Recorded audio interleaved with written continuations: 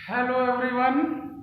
आज के BSc learning programme में मैं Jitendra Bairwa, assistant professor physics eight government college Lalsot, ई लेक्चर्स के क्रम में फाइनल ईयर का जो टॉपिक ले रहा हूँ मैं, उस क्रम में हमने सिंपल क्यूबिक क्रिस्टल कर लिया था, बॉडी सेंटर्ड क्यूबिक क्रिस्टल कर लिया था। आज जो मैं ले रहा हूँ वो फेस सेंटर्ड क्यूबिक लैटिस ले रहा हूँ। इसमें हमें वही उसका पैकिंग फैक्टर निकालेंगे, उसका हम लैटिस कांस्टेंट निकालेंगे, उसका हम प्रिमिटिव वेक्टर्स निकालेंगे।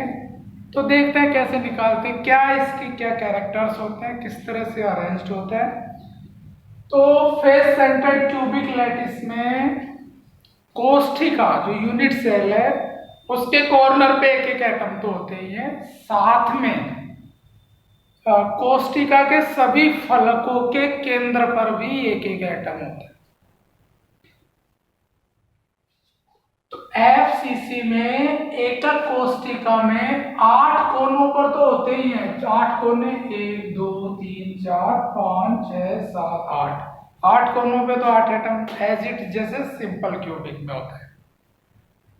अलग से क्या होता है इसमें, फेस सेंटर्ड, फेस के सेंटर पे एक एक एटम सोर होता है। तो एक एटम यहाँ होगा, एक एटम यहाँ होगा, एक एटम यहाँ होगा, एक यहाँ होगा, एक ऊपर और एक फलक किधर होगा, नीचे की तरफ। बिकॉज ये 2 डायमेंशनल है, हम 3 डायमेंशनल फिगर विजुअलाइज नहीं कर पा रहे। तो क्या होगी फिर एकक कोष्ठिका में स्थित परमाणु की संख्या क्या होगी भाई, 8 कोनों पर एक एक एटम है, उसकी वजह से तो कितना हो गया, एक, क्योंकि कॉर्नर का एक एटम 8 कोष्ठिकाओं में हिस्सेदारी निभाता है। तो एक कोष्ठिका में कितनी हिस्सेदारी हुई उसकी, 1/8। तो कॉर्नर्स पे 8 एटम्स की वजह से कितना हुआ, 8 मल्टीप्लाई बाई 1/8। ये तो कॉर्नर की वजह से है। अब फलक के केंद्र पर भी स्थित है, तो एक फलक का परमाणु, फलक के केंद्र पे जो परमाणु स्थित होता है वो 2 कोष्ठिकाओं में योगदान करता है। कितनी कोष्ठिकाओं में, 2। तो कितना भाग होगा फिर, कितने फलक होते हैं टोटल, तो एक एटम का कितना, एक फलक पर केंद्र पर जो एक एटम है उसका एक कोष्ठिका में कितना योगदान होगा फिर, 1/2। तो कितने फलक होते हैं, 6। तो 6 मल्टीप्लाई बाई 1/2। तो इसकी वजह से तो 1 आ गया और इनकी वजह से 3, तो 4 एटम्स। मतलब फेस सेंटर्ड क्यूबिक लैटिस के यूनिट सेल में 4 एटम होते हैं। कितने एटम होते हैं, 4। अब मुझे निकालना है कि लैटिस कांस्टेंट कितना होगा। लैटिस कांस्टेंट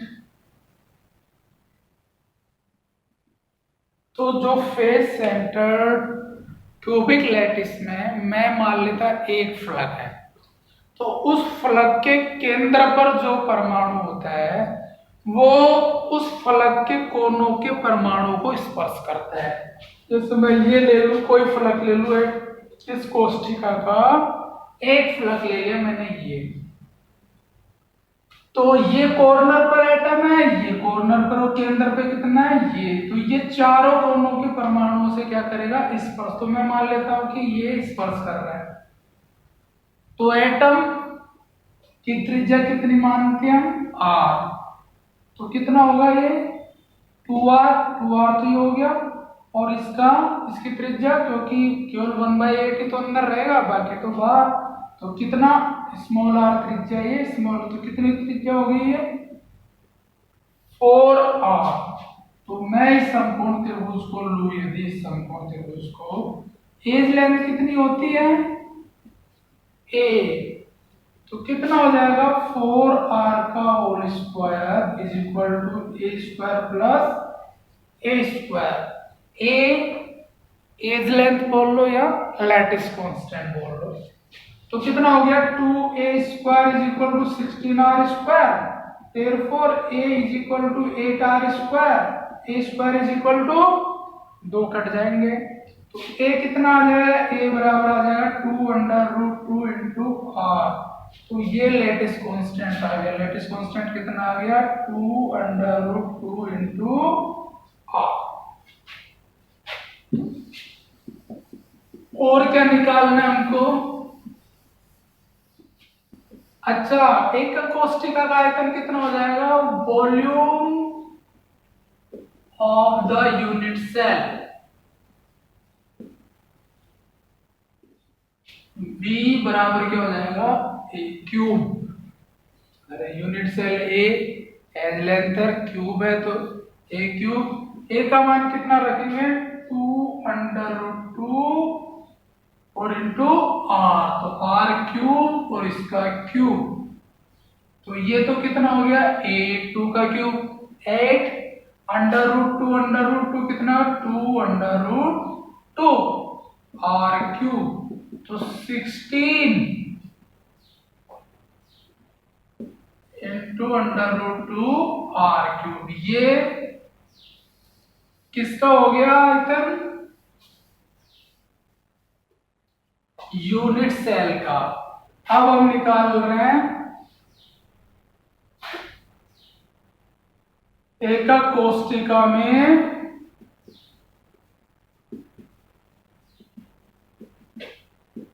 परमाणुओं का आयतन।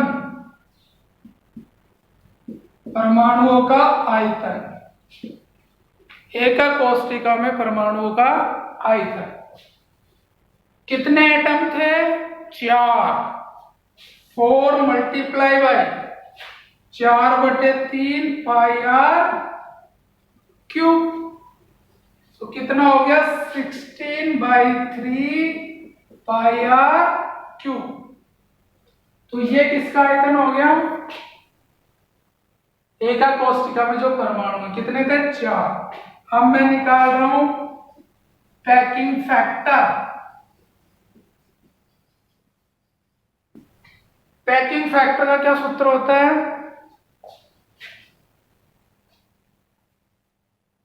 परमाणुओं का आयतन कोष्टिका में बटे कोष्टिका का आयतन, तो 16/3 pi are cube divide by 16 into √2 R cube. ये किसका आयतन है? कोष्टिका का। और ये किसका आयतन है? कोष्टिका में उपस्थित एटम्स का। तो पैकिंग फैक्टर का क्या मतलब होता है कि कितने ज्यादा एटम हैं, जितने ज्यादा एटम होंगे पैकिंग उतनी ज्यादा होगी।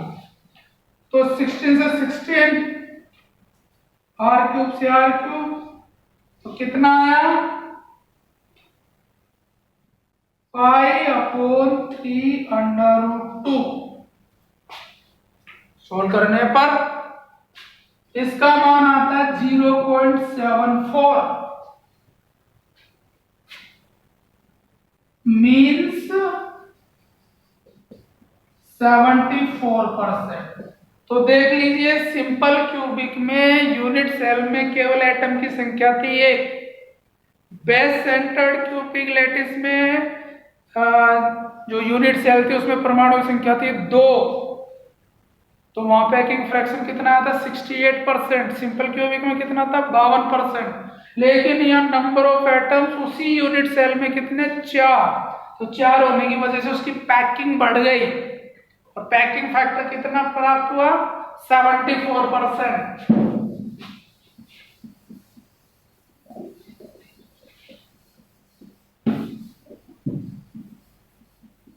अब जो हम निकालेंगे वो इस यूनिट सेल या लैटिस के प्रिमिटिव वेक्टर निकालेंगे।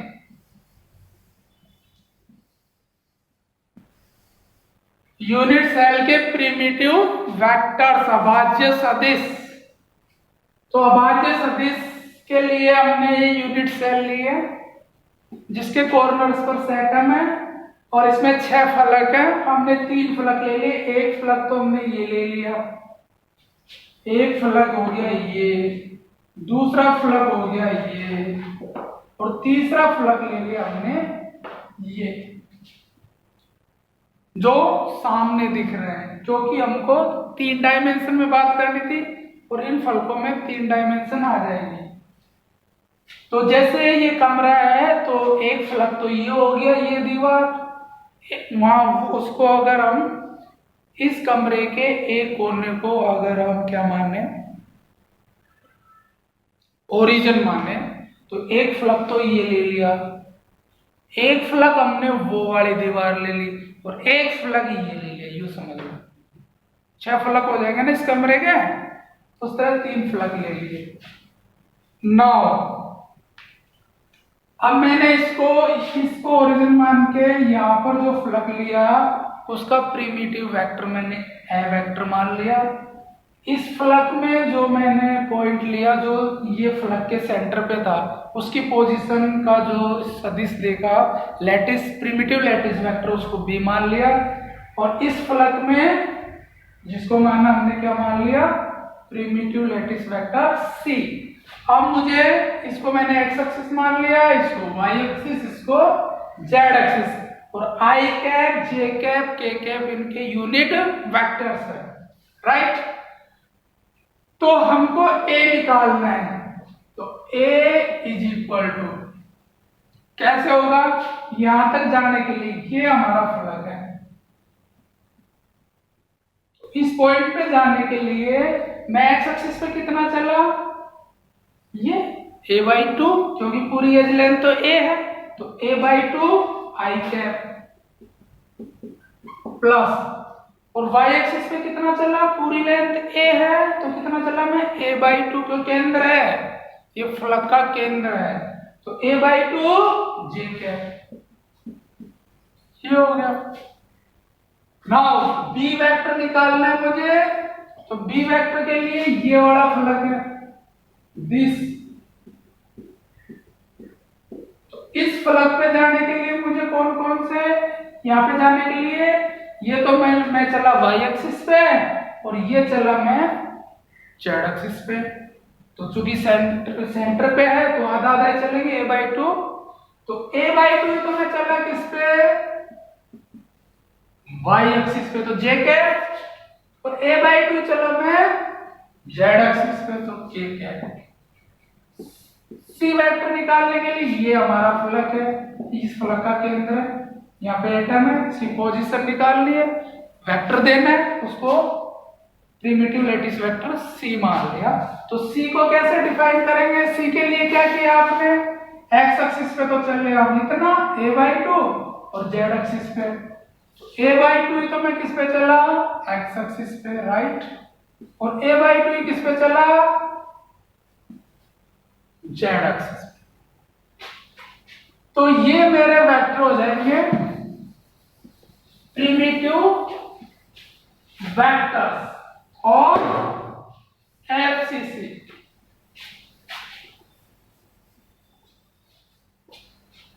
तो मैं a/2 कॉमन ले लूं तो आई कैप प्लस जे कैप, और इसमें भी a/2 कॉमन ले सकते हैं, जे कैप प्लस के कैप, इसमें भी a/2 कॉमन ले सकते हैं, तो आई कैप प्लस के कैप। तो ये अभाज्य सदिश आ गए इस एफसीसी के। अब मुझे इसका वॉल्यूम निकालना है, तो वॉल्यूम का क्या फॉर्मूला होता है, वॉल्यूम का फॉर्मूला क्या होता है, ए डॉट बी क्रॉस सी। कैसे निकाल सकते हैं इसका वॉल्यूम, निकाल लेंगे हम, इनके सबके कोफिशिएंट लिख लो डिटरमिनेंट मेथड में, तो a/2 सब में कितना आ जाएगा बाहर, a³/8, इसका डिटरमिनेंट कितना, आई का 1, जे का 1, के कैप है ही नहीं है तो 0, इसमें 0, आई कैप नहीं है 1 1, इसमें जे नहीं है तो 0, सॉरी जे नहीं है ना तो 1 0।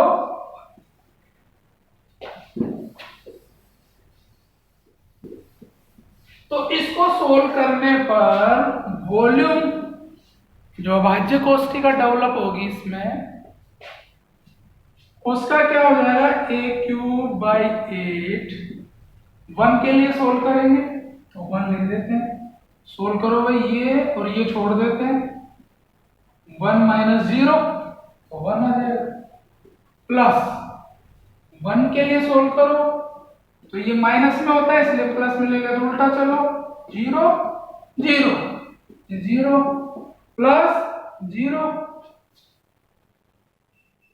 तो इसको सॉल्व करेंगे 0 के लिए, 0 और माइनस 1,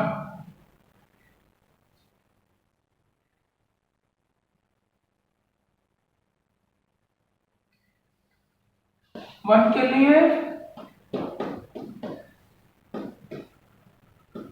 1 आएगा ना, ये 1, सॉरी ये 1 आएगा, गलत हो गया, और 0, तो 0 में तो सारे 0 चला जाएगा, तो 2 आ गया, तो a³/8 इंटू 2 कितना है इसका वॉल्यूम, a³/4। अरे j के लिए सोल्व करेंगे तो ये और ये छूटेगा, तो ये 1 माइनस 0, तो 1 तो आएगा ना, इसलिए तो ये इसका वॉल्यूम है जो अभाज्य सदिश हमारे है एफसीसी में। तो मुझे लगता है कि इन तीनों ये एग्जाम के बेस्ड बहुत इंपॉर्टेंट क्वेश्चन है, एफसीसी, बीसीसी और एससी सिंपल क्यूबिक। तो आई होप ये आप समझेंगे, और आज के लिए इतना ही। Thank you very much.